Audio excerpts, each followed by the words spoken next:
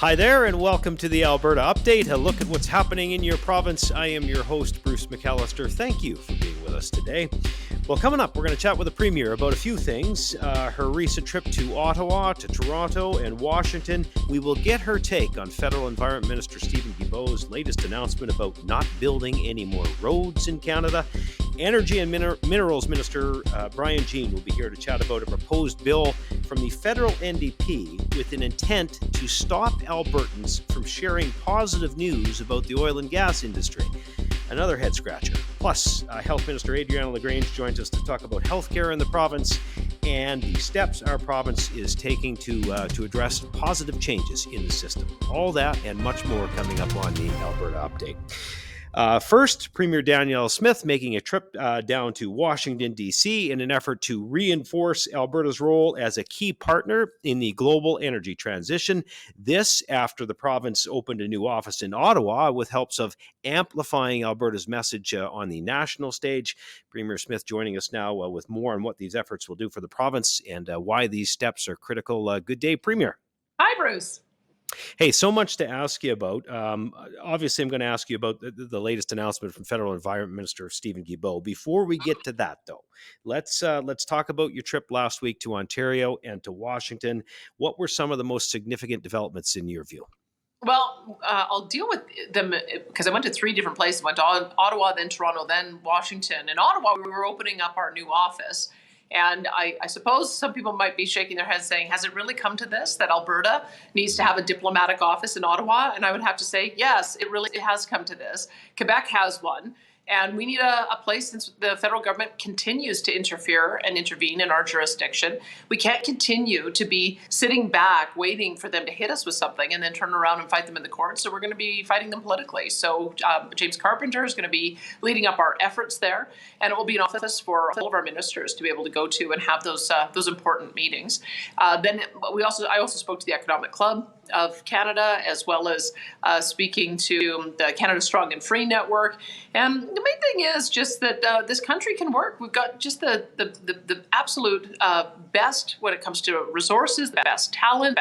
I think that Albertans are proud Canadians, but we want to be treated with respect, and we want to be able to contribute to Confederation, and that means continuing to be the wealth creators that we are. So that's one of the messages I had there.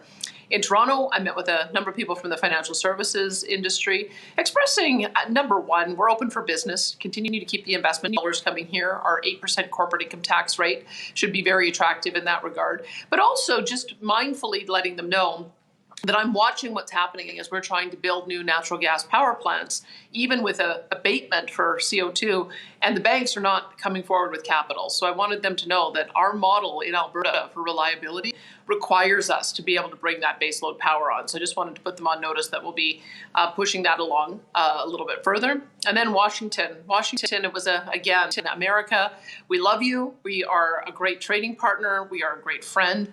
Alberta has $161 billion worth of goods going back and forth between us and America. And you're hearing America talk about creating protectionist policies, maybe looking to Iran or Venezuela for future energy supply. And my message was, we're right here. We're a friend, we're an ally, and we should really be thinking about a North American energy security strategy. So those were the main messages, and I think it was a successful trip. Hey, speaking of that, listen, let's go to a quick clip. You did a lot of media when you were down there in Washington. You did in Ontario as well. But here is one from an interview that you did in Washington talking about Alberta welcoming global energy demand. The value proposition on these heavy forms of crude is very high because they can be used for a variety of things, not only combustion and diesel, but also for asphalt. And whether we're driving gasoline-powered vehicles or zero-emissions vehicles, we're all going to need roads to drive them on. We also know that a barrel of oil already has 6,000 different products that you can make out of it. And so being able to find those additional markets so that they can be refined locally to whatever that unique mix is for each nation. We are absolutely open to having those conversations. And I think that that's going to be a new era for my province as well as for Canada, that we can finally talk about the ways in which we can meet that global demand. So I'm looking forward to having that conversation. On the interest, on the issue of LNG, I know that Japan is very keen on either having LNG export, but I think principally they're interested in ammonia. And one of the things about Alberta is that we have one of the best geologies in the entire world for carbon capture, utilization, and storage. My officials tell me that we have the ability to sequester the equivalent of all of the emissions that have already been produced by man so far, to give you some idea of just how great our geology is. So if we're able to capture the CO2 and then in turn export ammonia to be able to meet that market, I think that opens up an entirely new conversation with our friends in Asia. Clearly, Premier, you were trying to get that message out, and I think you were successful about Alberta, being a key player, a key partner in the energy industry, wanting to work with Washington. Listen, then you hear about Ottawa talking about emissions caps on our oil and gas industry. Minister Jean is going to be here to talk to us about some of that today, but I'd like to get your thoughts on that and trying to work through that push in Ottawa. Well, I'm so frustrated that those who should be our greatest allies and partners in getting our products to market are constantly talking down and talking negative about the future prospects for LNG export, as well as for the continued development of our energy sector. We are simply not going to acquiesce to a production cap. That's what they're trying to do. When they talk about an emissions cap, they mean a production cap. And we know that because when I put it out there that, in fact, I think the world needs more Canadian energy and we should be having an aspiration to double our oil and natural gas production. Well, that prompted a reaction from the federal government where they seem to express surprise that you could do both, increase your production and reduce emissions. But we can. We know we can because of carbon capture, utilization, and storage. We can because natural gas is going to be the base of new economy fuels like hydrogen and ammonia and methanol. We know because we're seeing the development of bitumen beyond combustion, where our bitumen is going to be increasingly used for construction materials, whether it's asphalt for roads or potentially graphite, so it could be used in batteries, even potential carbon nanofiber to be used for steel. So this is why I'm very bullish. I absolutely believe that we can reduce emissions, but we're going to keep on growing this industry.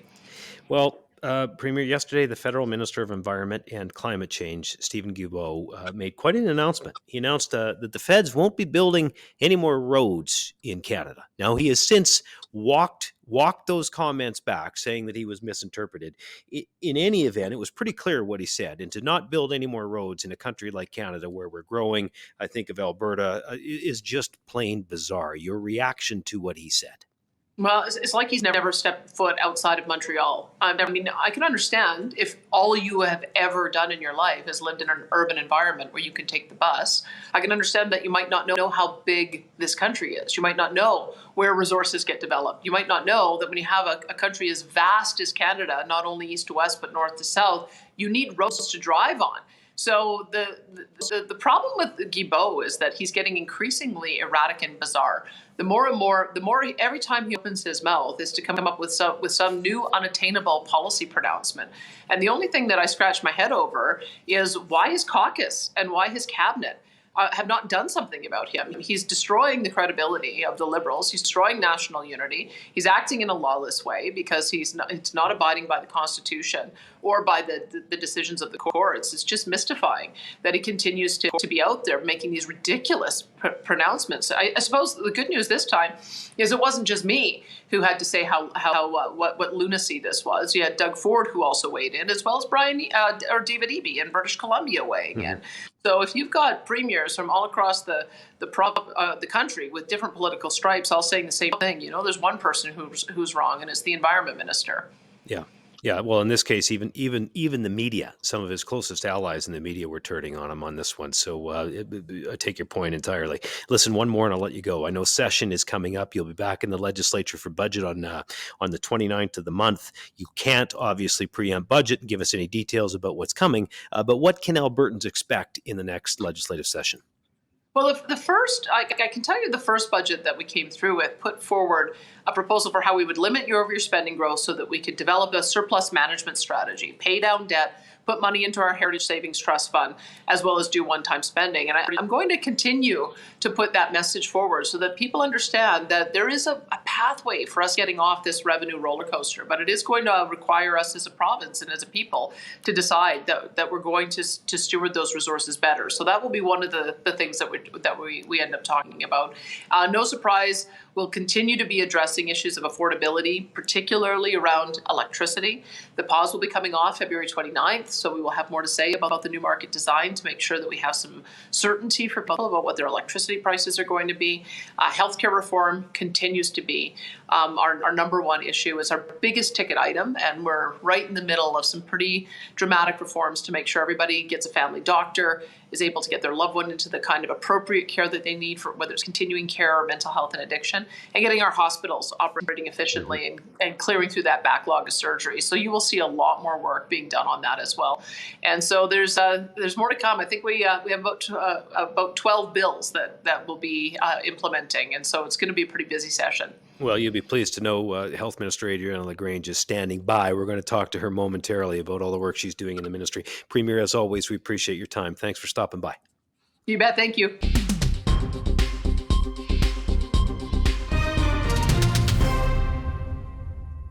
In a move that has shocked many across the country, federal NDP Member of Parliament Charlie Angus has introduced a private member's bill that would prescribe jail time for those who speak in favor of fossil fuels.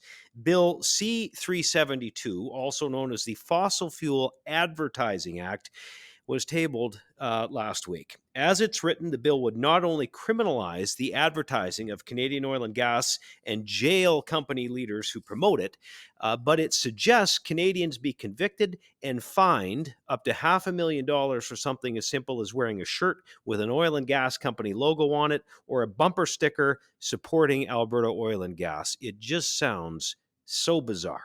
Minister of Energy and Minerals Brian Jean joins us now to talk more about this move by the federal NDP and get some reaction to it. Good day, Minister. Great to see you. Can you believe this crazy law? How can people actually take this individual seriously, recognizing the importance of the oil and gas sector, not just to our economy, but just to people's quality of life? It's an absolutely crazy law that steps away from reality, but also lacks the opportunity and judgment to see what great things, great value oil and gas brings to, for instance, First Nations communities, building schools and hospitals and roads, infrastructure, bringing that incredibly high quality of life to the people of Canada. It wouldn't happen without the oil and gas sector. Minister, well said. Listen, I'm just going to ask you point blank, what is going on here? I mean, surely this will be defeated, won't it? I think I served with Charlie for a while. I think he's looking for attention. The NDP, let's face it, they have lost all relevance of reality for most Canadians. And so right now they're trying to pick away at anything they can to try to get the attention and create a movement because, let's face it, whether it's the NDP here in Alberta or the NDP federally, we just get a whole bunch of crazy notions that are just have no form of reality. The basis between reality and what they're proposing is just, it's a 747 in between. It's just huge. Listen, secondly, I'd like to ask you about this. We had the Liberal minister, the federal minister of Environment and Climate Change, tell us that we don't need any more roads or that the federal government isn't going to provide any more funding for roads, that we have enough roads already in Canada. Imagine a country like Canada. Now, he has since walked back those comments, but I've got to ask you, as the Minister of Energy and Minerals from a northern Alberta riding, I mean, what's your take on this from Stephen Guilbeault? Well, the stark reality between the NDP and the Liberal government federally is becoming narrower. They're becoming just as crazy as each other. No more roads. I mean, what he's saying is, I live downtown Montreal. Nobody else gets the same quality of life that I get. I'm Stephen Guilbeault, and I can fly all over the world at the taxpayer's expense, emitting more GHGs than anybody else probably per capita on the planet. And yet I'm going to preach to you about the quality of life you can live. You can't have my quality of life. That's what he's saying to the 10 million or so people every year that die from energy poverty. Like, he is just not any basis of reality, and we need to recognize that as Canadians in the next general election. We need to elect a party, and I believe the Conservative Party of Canada is the right party to elect them into a place of leadership that can take our country back to the place it should be and the people to the great quality of life we deserve. Minister, look, you're a very optimistic guy. I know this, and I'd like you to talk about some of the optimism from the oil and gas industry, the broader energy industry. Tell us why you've been so upbeat about the future of that industry lately. Well, the more you learn about what Alberta has as far as assets that belong to the people, the more excited you become, whether it's the oil and gas sector, which is obviously a dominant player, or in fact the titanium, vanadium, the helium. There are so many different opportunities, lithium, world-class deposit, and we have the people and the expertise to be able to take these great assets and turn them into some value for the world. And if they want to move away from oil and gas, well, they can do that for the combustion engine because we have all the alternatives for them to move away. We've got the precious metals. We've got so many different things here in Alberta. All we need to do is get the federal government to get their crazy ideas out of the way and quit having the NDP, the federal NDP, wagging being the tail that wags the dog. Really what we need is a reasonable, responsible government that works in the best interest of the people. And neither the Liberal or the NDP National Caucus can deliver that. Only the Conservatives can. And, I am a fan of the Conservatives and the Conservative policy because I did sit in that caucus for 10 years. And they are people that are very reasonable, very balanced, and will frankly get the job done for Canadians in a reasonable, balanced way. Minister of Energy and Minerals, Brian Jean, always good to talk to you. Thank you, Minister. Thanks, Bruce. Great to be here.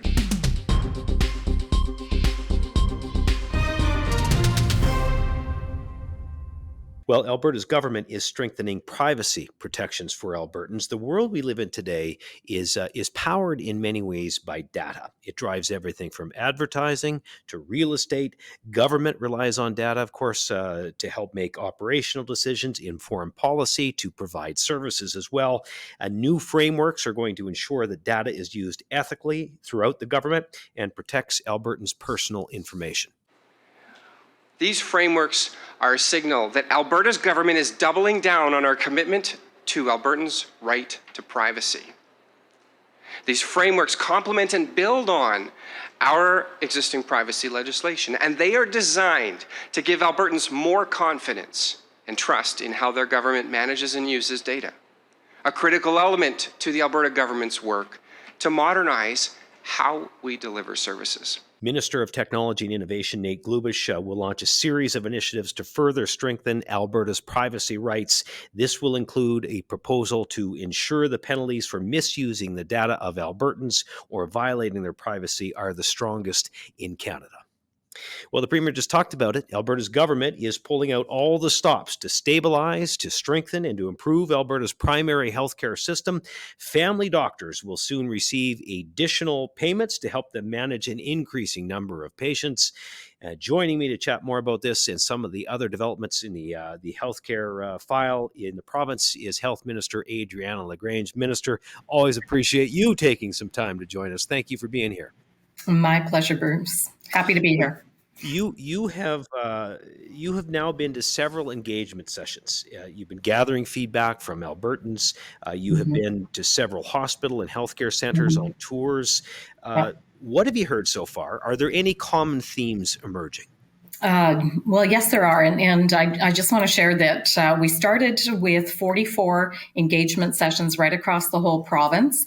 And we've expanded that by an additional, I believe, 11 or 12. And we'll add more if we need them because so many people want to have a say on the refocusing. And so what I'm hearing is that they're finally feeling like they're being heard, and they haven't felt that in the past. They really are appreciating the sessions that we're offering, the ability to engage. When I ask the question, who thinks the current health system is working here in Alberta? There is silence, because the vast majority of people really know. They have a personal story. The healthcare workers have, lived experience to show that it isn't working, and we need to do something differently. So that is the preemptive theme that I'm hearing across the province. We need to do something differently. What about those healthcare professionals themselves, Minister? What do they want to see as part of the restructuring? Or maybe I'll put it like this. How do we improve patient care with our frontline workers at the forefront? Well, they really would like to see more decision making made at the local level. They feel they have solutions, that they have the ability to offer improvements, but they're not being heard. The current structure, really doesn't allow for that. There's a heavy bureaucracy that we have to weed through. There's a lot of red tape. And so they feel sometimes their hands are tied. They really do want to provide excellent health care. And sometimes the structures that are in place, the resource allocations aren't where they should be. And so they feel that they can't actually provide the quality of care that they want to provide. So they have a lot of great ideas on how we can improve the system. I'm hearing many of them as I go across the province. And the other part that I would really, want to stress to the general public that's out there is we have excellent healthcare workers across this province. Like, they really care. They really want to do their best, and we need to empower them to be able to do that. Oh boy, so well said. And so many of us know so many healthcare workers. It's an important point, Minister. And if you're going to go about change, you're so wise to go to those people to get some feedback on what that change looks like. I want to ask you about the Alberta Medical Association. They have been vocal lately about physician compensation and the viability of their practices. Do you share their concerns, and what are you doing to address them? Well, I absolutely share their concerns. Anytime we have family physicians that are struggling, we want to be, make sure that we help them, because, of course, they are one of the foundational bedrocks of primary care and healthcare in Alberta. So we want to make sure we're doing what we can. Both the Alberta Medical Association, myself, we have a new president in the Alberta Medical Association. We both are struggling with the fact that, 15 months ago, there was an agreement signed, a negotiated agreement with the Alberta Medical Association and Government of Alberta on financial compensation. And it's worth about $789 million over 4 years. And unfortunately, at that time, the AMA did not prioritize their family medicine physicians, and that didn't come to the forefront. So we're working within the agreement, but also since that agreement, because we do recognize the need to help physicians with the inflationary costs, et cetera, that are happening in the province, I've been able to secure an additional $257 million to help stabilize family medicine over the next couple of years. And as we work together, and I'll congratulate the Alberta Medical Association for really coming to the table and wanting to find a new funding model that actually will work for family physicians and general medicine practitioners within the province. And so we are having those discussions on an ongoing basis. I believe we're meeting twice a week right now to try and get that model, actualized. And but in the meantime, we know that there are financial difficulties, and so we've provided that additional $257 million. Minister, one more, and I'll let you go. Sure. Look, you and the Premier have been very bold and forthright in your commitment to improving healthcare for Albertans. So, is it too early to ask you, have there been any notable changes to this point? Is there anything you can share with us in terms of developments so far? Well, I can absolutely share that we've had some successes. While we know there's more to go, we are seeing that surgery wait times are down, particularly for hip and knee surgeries. And so I'm happy to share that that's moving in the right direction. EMS response times are down as well. So again, if someone phones for an ambulance, it's coming in a more timely fashion. So we're really proud about that. We also are seeing that we're able to attract more doctors and nurses. And I believe the last time we spoke, I had mentioned about, the 3,500 nurses that are registered to practice in the province. That's a very positive step. I can share that through the College of Physicians and Surgeons, we now have over 330 doctors that have registered to practice in Alberta, of which about 170 are family physicians. And so that's a positive story as well, but we do know we have much, much more work to do, and we are committed to doing that great work. Listen, I know not too many people start their days as early as you do. You've got a lot on your plate. We appreciate you taking some time to update us on what's very important to Albertans. Thank you, Minister. My pleasure. Thank you. All right, Health Minister Adriana LaGrange joining us. Well, in other news, the Alberta government has invested $1.2 million in a project that is now providing affordable housing to 24 families in Calgary. The Mustard Seeds Hub 29 project provides 7 two-bedroom and 17 three-bedroom units. This facility also includes a community hub space, a preschool, a daycare, and a community cafe and kitchen. These affordable homes will ensure that vulnerable families are able to grow and thrive in a caring and supportive environment. The Alberta government has been investing heavily in supporting vulnerable Albertans. In 2023 and 2023, that included a commitment to develop nearly 2,000 affordable housing spaces. The Premier and Minister of Tourism and Sport, Joseph Scow, announcing a new long-term tourism strategy that will see the sector reach $25 billion by 2035. In 2022, Alberta saw a record $10.7 billion in tourism spending. That's an increase of $600 million from 2019 levels. The new strategy will share Alberta's story and history around the world. This will help grow and diversify the economy, create jobs, and help Indigenous communities to develop and expand tourism opportunities. In every corner of Alberta and in all 4 seasons, visitors can discover welcoming communities and unforgettable experiences. And Alberta's visibility is higher than ever, thanks to the Film and Television Tax Credit, which has drawn major productions like The Last of Us and Prey, which is putting our province on screens worldwide. With such incredible landscapes and an equally impressive range of cultural attractions right in our backyard, Alberta already has the assets that we need to sustain a strong tourism industry for decades to come. Signaling to the industry that when it comes to Alberta's visitor economy, our best days are ahead of us, and our government is here to support that growth. Growth that will propel our province to new heights with an industry-focused, market-driven approach to development in our tourism sector. I'd like to thank the Government of Alberta, Travel Alberta, and everyone who's contributed to this strategy. We believe it marks a pivotal moment in time for the entire Indigenous visitor economy here in Alberta, and I am very grateful and looking forward to what the future holds for the Indigenous tourism and overall visitor economy throughout the province. In 2022, Alberta saw 32 million visits, generating $10.7 billion in spending and supporting more than 80,000 full-time equivalent jobs. A new Heritage Minute is helping to highlight the accomplishments of the first Chinese Canadian to play in the Canadian Football League. Alberta's Norman Kwong is a CFL Hall of Famer. Of course, he was Alberta's 16th Lieutenant Governor. Let's take a look at that Heritage Minute. Sports is life. It's clear cut.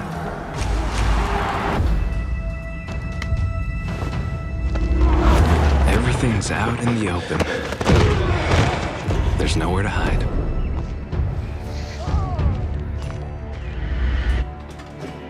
I had to prove myself more than anyone else. You must be so proud of your son. He's gonna go pro. The sky's the limit.